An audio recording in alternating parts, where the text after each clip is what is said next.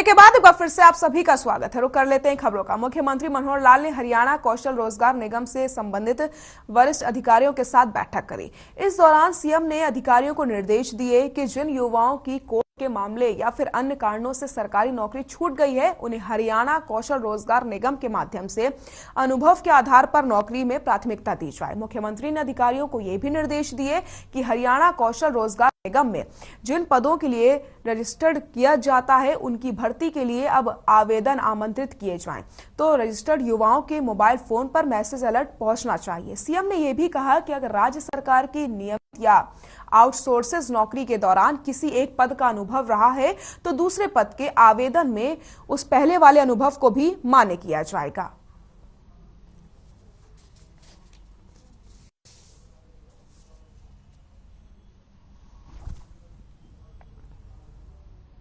मुख्यमंत्री मनोहर लाल ने manual swaging act पर गठित राज्य निगरानी समिति की बैठक ली। बैठक के दौरान मुख्यमंत्री ने जन स्वास्थ्य अभियांत्रिकी विभाग को निर्देश भी दिए कि सभी नगर निगम और नगर पालिकाओं में सीवरेज की सफाई करने वाली मशीनों को एक रोटेशन में उपलब्ध करवाया जाए।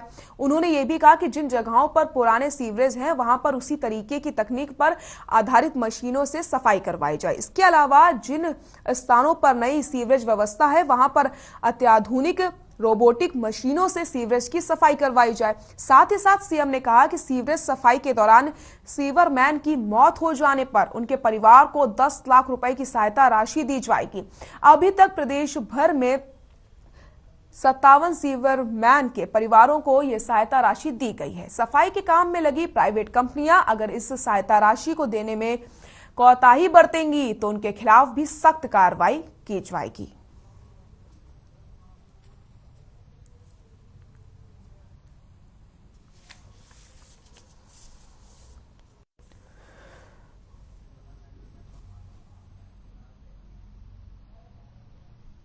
गृह मंत्री अनिल विज से भारतीय पुलिस सेवा के 5 नवनियुक्त प्रशिक्षकों अधिकारियों ने हरियाणा सिविल सचिवालय में शिष्टाचार भेंट करी। गृह मंत्री ने इन सभी अधिकारियों को शुभकामनाएं देते हुए उनके उज्जवल भविष्य की कामना भी करी। आपको बताते चले, गृह मंत्री ने कहा कि सभी अधिकारी कानून व्यवस्था और ईमानदारी के साथ अपने कर्तव्यों का निर्वहन करें और गरीब, पीड़ित व हर जरूरतमंद व्यक्ति को सरकार की नीतियों और योजनाओं से अवगत करवाएं।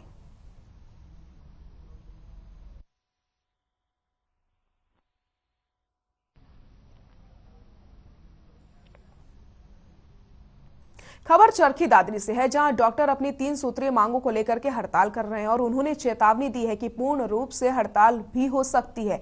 वहीं डॉक्टर दीपक एचसीएम जिला प्रधान ने बताया कि एचसीएम के सभी डॉक्टर्स हड़ताल को लेकर इकट्ठे हुए हैं।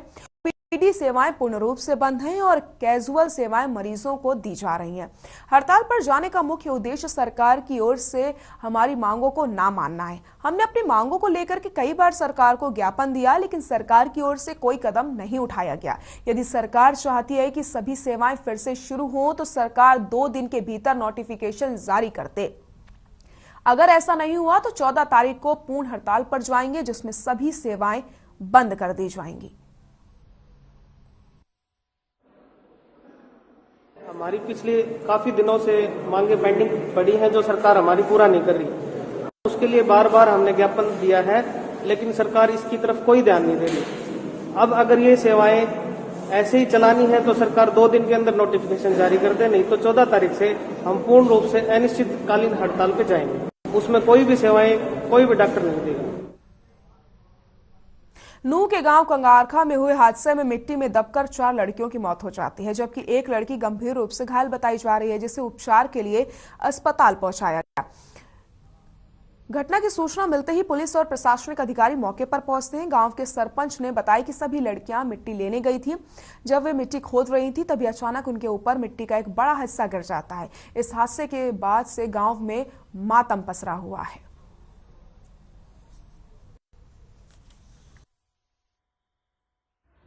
ये बड़ा ही दर्दनाक और एक ऐसा हादसा है हमारे तावड़ू 84 में। सब में आज के दिन बड़ा गमगीन माहौल है।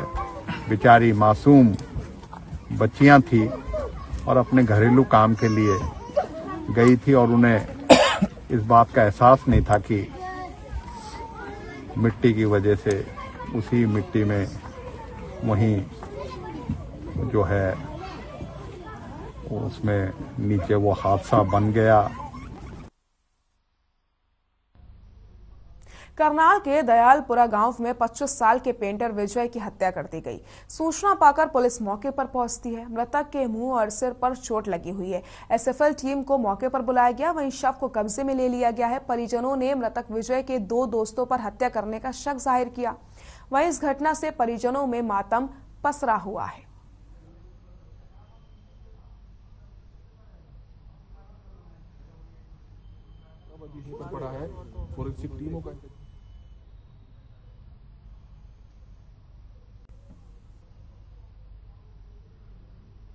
विजय कुमार की डेड बॉडी पड़ी है। हम वहां जाकर मौके पर जाकर देखा, इसको चोट लगी हुई है, डेड बॉडी मौके पे है जी। और इन्होंने शक जाहिर किया है कि इसी पे 2-3 आदमी लड़के गांव के लड़के हैं इकट्ठी शराब पी थी। अभी जल्दी ही मुकदमा दर्ज किया जाएगा। एफएसएल टीम को मौके बुला लिया गया। एसपी मैडम भी आने दी थी। तो क्या मुंह पे चोट मार रखी है? मुंह पे चोट पे है, राइट हैंड चोट पे है, मुंह पे चोट। तो पहले यहाँ शराब पी है, बोतलें वगैरह? पहले शराब की बोतलें पड़ी हैं, खाली बोतलें पड़ी हैं, नमकीन वगैरह पड़ी है। और जिन दोस्तों का नाम बताया उनके क्या है, जिनके साथ गया हुआ था? वो इन्हीं की बिरादरी के हैं।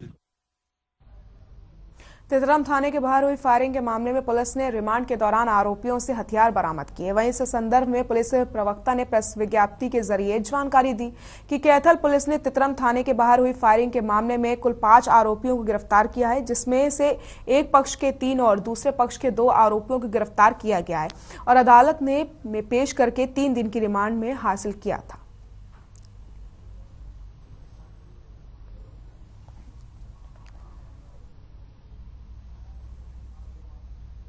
बुलेटिन में फिलहाल के लिए इतना ही। नमस्कार।